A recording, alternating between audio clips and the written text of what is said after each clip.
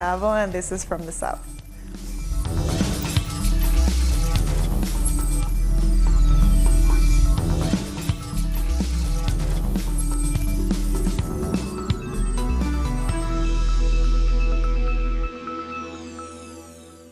Guatemalans have taken to the streets to demand the resignation of President Jimmy Morales. Demonstrators are angry at the government's inadequate response over the disaster of the Fuego volcano eruption, which claimed over 100 lives and devastated thousands of others. It's a week since the eruption, and victims continue to wait for any state proposal for a construction program.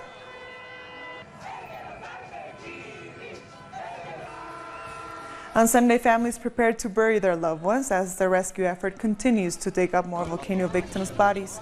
Local residents in the devastated village of San Miguel de los Lotes are in the process of searching for relatives who are still buried under tons of sand and mud. Locals are referring to it as ground zero. We can't abandon them here. If the president of Guatemala doesn't help these poor people, then the international rescue teams who've come over from elsewhere are going to give us a helping hand. We won't leave anyone here, no matter how, even when we are really hungry. We are here. As the government abandoned us, left us like rubbish, we're going to dig up our family members' bodies ourselves. Others are waiting for the remains of their loved ones to be handed over. At one morgue, patience is running low after 5 days of waiting, where out of 18 people that died, only 5 have been handed over.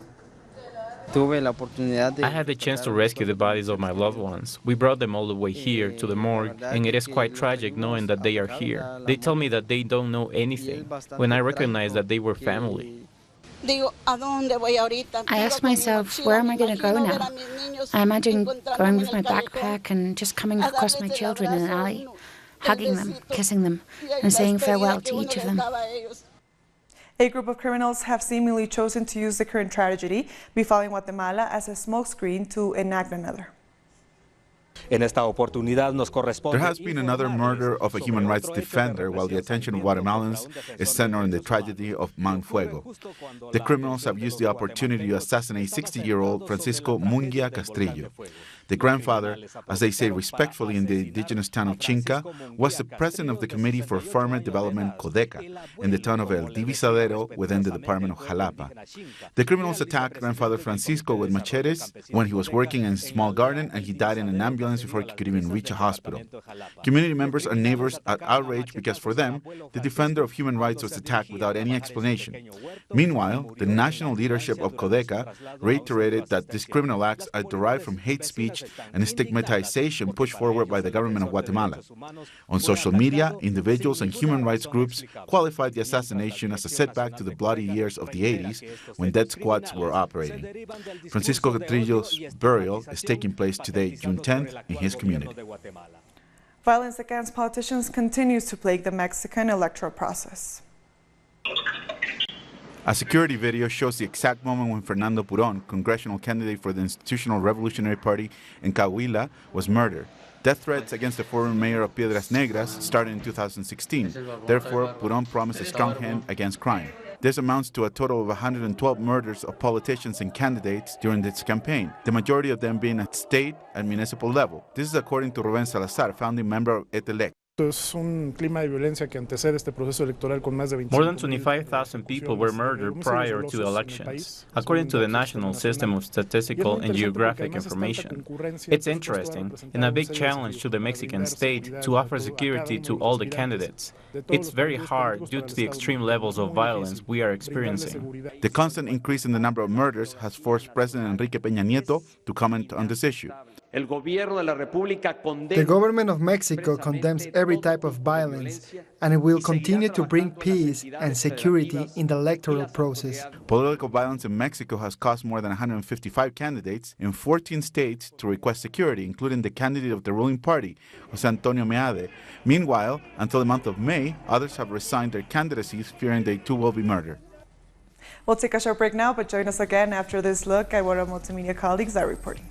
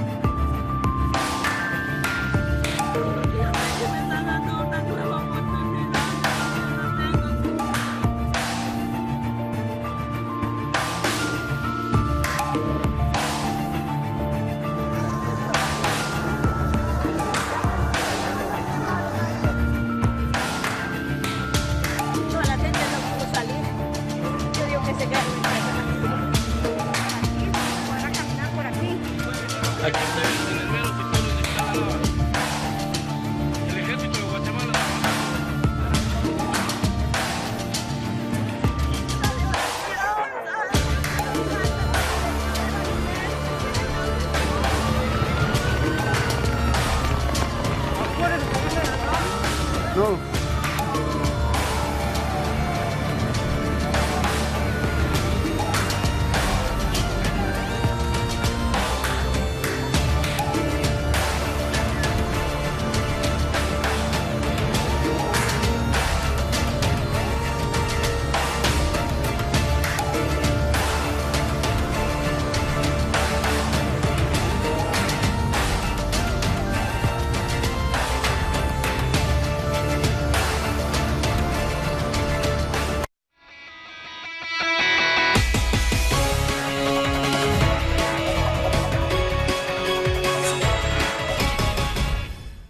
Welcome back. The second round of the Colombian presidential elections will be held on June 17th, defining the future of the country for the next 4 years.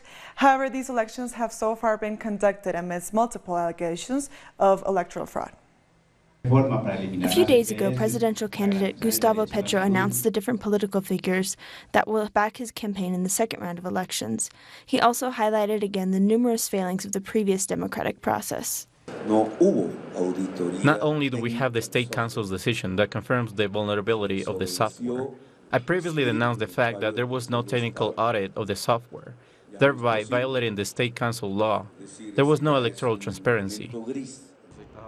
These statements came after the National Registry Office announced it will choose for the second round of presidential elections the same electoral jury that were selected by software that did not receive a technical audit. In the first round of the presidential elections, there were a series of irregularities, such as the manipulation of ballots.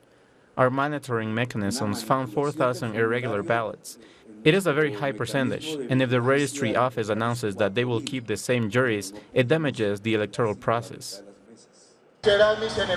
After the results of the first round of voting, many people denounced the irregularities of several ballot forms on social media, highlighting possible electoral fraud. As a result, the Electoral Observation Mission has started an investigation.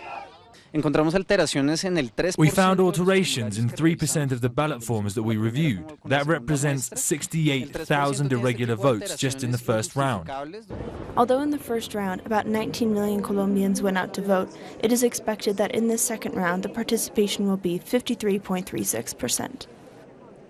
On Saturday, the Alliance of Opposition Against the Dictatorship in Honduras took to the streets to protest against the government of Juan Orlando Hernández. In the march held in the capital city of Tegucigalpa had a central theme of calling for the release of what the Libre Party and the Opposition Alliance calls political prisoners. They also marched to protest the high cost of fuel and energy. Former President Manuel Zelaya, an outspoken opponent of Juan Orlando's government, spoke at the rally. We know we have to be protesting in the streets 24 hours a day. We may have been defeated during this battle, but new generations will come. New young forces will come to take our positions. The future of our nation depends on us. We have done a lot. We have fought against a military coup. We faced the dictatorship backed by the United States. We fought against the oligarchy that monopolized the country. We fought against media, energy, and financial monopolies that have oppressed our country. Thousands of supporters reunited for a vigil outside the prison cell of former President Luis Ignacio Lula da Silva after the Workers' Party officially announced his candidacy for president Saturday night, and as he maintains his wide lead in the recent presidential poll issued on Sunday. From prison, Luis Ignacio Lula da Silva sent a letter to his supporters in which he vowed to end with the suffering of the Brazilian people.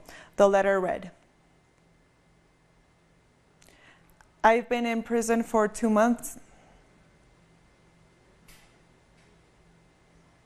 Bringing a message of peace in a better and more just country, with opportunities for us all, as I have done for the last 45 years of public life.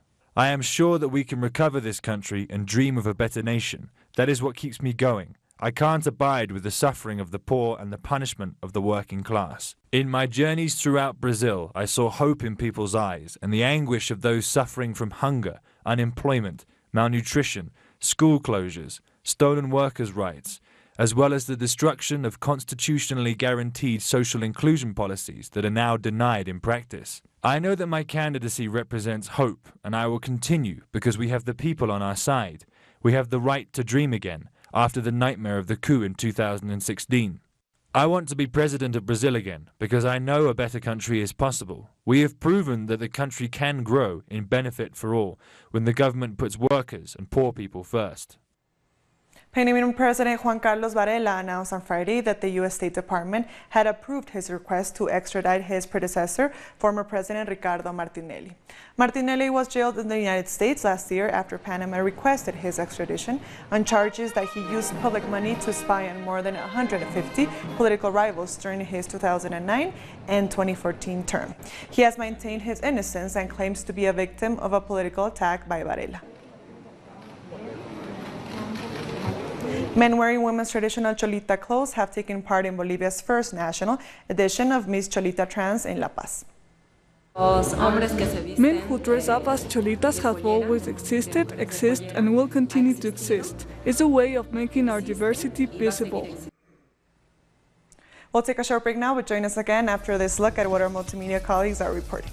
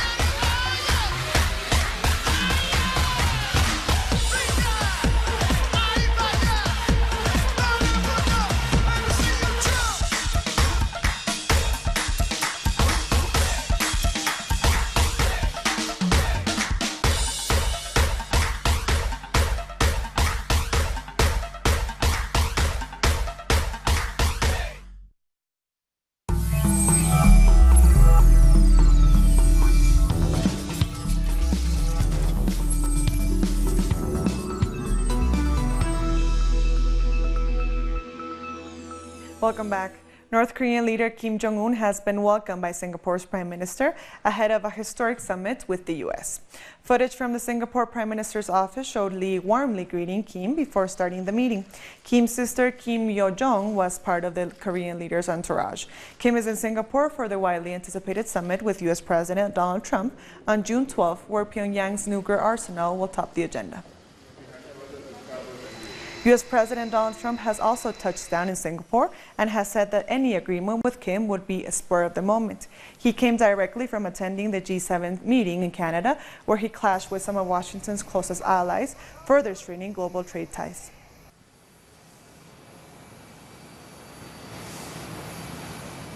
Sunday saw the United States and Canada swing towards a diplomatic and trade crisis. Top White House advisors lashed out at Canadian Prime Minister Justin Trudeau a day after U.S. President Trump called him very dishonest and weak. The spat drew in Germany and France, who sharply criticized Trump's decision to abruptly withdraw his support for a Group of 7 communique hammered out a Canadian summit on Saturday. Canadian Foreign Minister Chrystia Freeland responded, saying that Canada will retaliate to U.S. tariffs in a measured and reciprocal way. Canada's retaliation is the single strongest trade action our country has taken since the Second World War. That is a measure of the seriousness of what the United States has done, and we have responded, again, more in sorrow than in anger, but with absolute firmness and conviction. Chinese President Xi Jinping has said that new achievements have been made during the Shanghai Cooperation Organization Qingdao Summit. He said that all parties have agreed to enhance solidarity and coordination, deepen partnerships featuring peace, cooperation, equality, openness, inclusiveness, and mutual benefit, and guided by the vision for common, comprehensive, cooperative, and sustainable security. They vowed to maintain security and stability in the region. Xi added that the SCO member states oppose trade protectionism of any form. We should promote open and inclusive cooperation for win-win outcomes. We should reject self-centered, short-sighted, and closed-door policies. We should uphold the WTO rules and support the multilateral trade system so as to build an open world economy. In Argentina, people are commemorating the anniversary of the Falklands. Today, June 10th, Argentina is commemorating the anniversary of the affirmation of sovereignty that the Republic of Argentina has with the Malvinas Islands and the Argentine Antarctica sector as well. Today, people are gathered outside the British Embassy and the Argentinian capital to commemorate and reclaim the right to sovereignty that Argentina has over the Malvinas Islands, also known as the Falkland Islands, and also demand that the Mauricio Macri government continue its reclamation of national liberty and keep defending the right that Argentina has with the Malvinas Islands.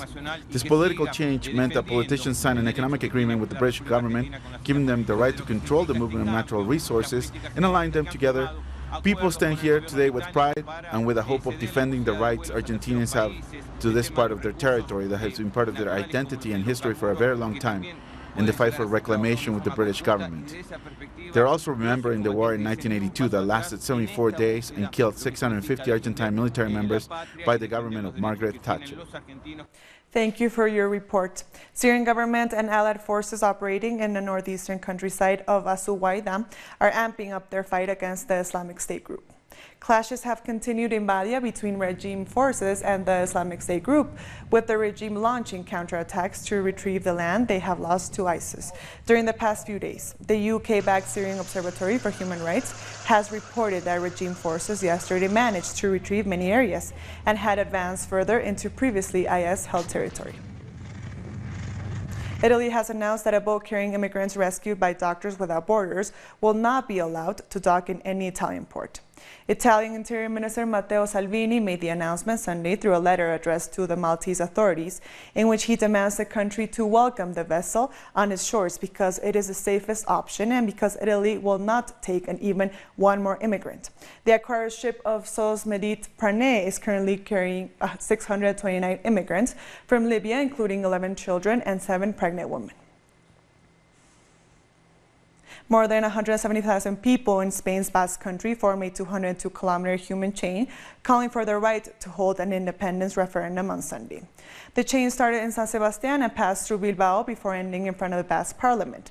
While most from the Basque Country, which already has a high level of self-determination, and like Catalonia has its own language and culture, do not support independence, many believe the population should be given the right to vote. And we've come to the end of this news brief. These and many other stories, you can find them on our website at telesurtv.net/English. And join us on social media, Facebook, Twitter, and Instagram for Telesur English. I am Estefania Bravo. Thank you for watching.